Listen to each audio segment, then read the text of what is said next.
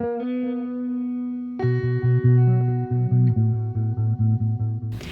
right, so as we're talking about saving money, one thing to take note of is that as you get started, it's good to have an emergency fund as well.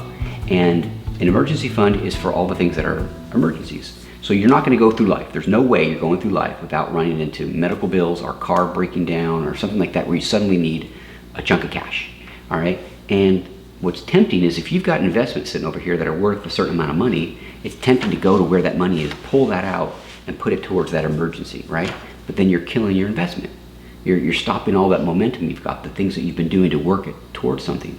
And so to try to keep your hands off of that, it's good to create a little emergency fund over here. It doesn't have to be anything dramatic, but a certain amount of money that you can say, okay, I think this would handle most of the big emergencies that I run into.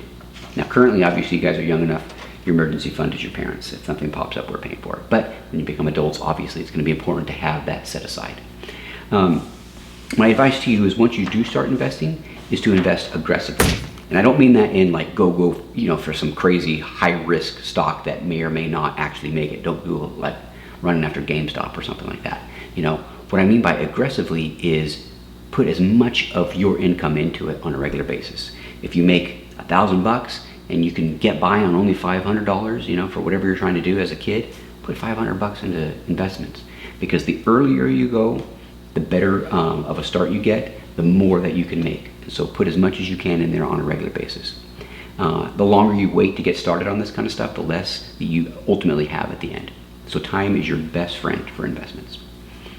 Keep in mind too that investing is not just like some one-time event. It's not like you get started, you save up some money, you throw it at the stock market, and then you just sit back and wait for 40 years and see what it is. Now, you will have something, it'll be greater than what you put in initially. And that can work, but what if you did it right before the stock market crashed? Well, your money's gonna dip down and take a while to get back to where it's at.